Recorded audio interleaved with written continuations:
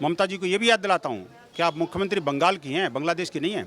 गलतफहमी मत रहना बांग्लादेश से आपको। बांग्लादेश में आपके कोई कुछ नहीं चलने वाली। और भारत में अगर यदि रहना है तो संसद के कानून को आपको मानना पड़ेगा। ये आपकी है कि एक जगह लागू करूंगी, दूसरी जगह नहीं लागू करूंगी। आप जिहादियों को भड़काने, बरगलाने और अपने टीएमसी के गुंडों को खुश करने के लिए इस तरह के बयान देते रहिए, लेकिन हकीकत बहुत कोसों दूर है इससे।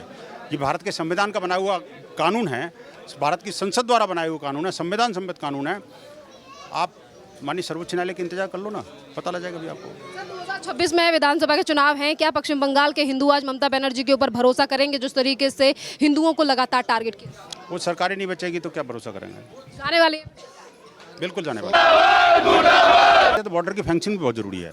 जो घुसपैठी हैं उनसे देश को मुक्ति दिलाना भी बहुत ज़रूरी है। जिस तरह से फर्जी आई कार्ड के माध्यम से बांग्लादेशी और रोहिंग्या घुसपैठियों को वहाँ पर जो है ना वोट बैंक की पॉलिटिक्स के कारण वहाँ पर बसाया गया, उनको भी बाहर भेजना पड़ेगा।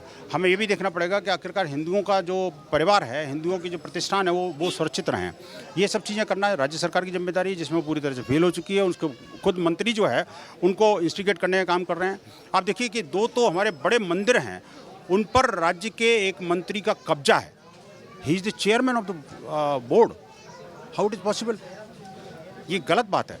ये सब चीज़ें रुकनी चाहिए और अविलंब हिंदुओं की सुरक्षा सुनिश्चित की जानी चाहिए। अभी आपने अवैध बांग्लादेशियों को लेकर मुद्दा उठाया है। ममता बनर्जी ने पिछले ही दिनों एक प्रोग्राम के दौरान कहा कि पश्चिम बंगाल को लेकर ही उन्होंने कहा था, बांग्लादेश को लेकर, कि आज जो हमारे देश में अल्पसंख्यक आए हुए हैं, इनकी रक्षा तो मैं काफ़ी टाइम से कर रही हूँ और इन्हीं की रक्षा के लिए मैं पश्चिम बंगाल में इस कानून को लागू नहीं होने दूंगी, क्योंकि मैं आप लोगों के हितों की रक्षा करूँ। संसद का कानून भारत के किसी कोने में लागू ना हो, ये किसी की औकात है क्या? मैं चैलेंज करता हूँ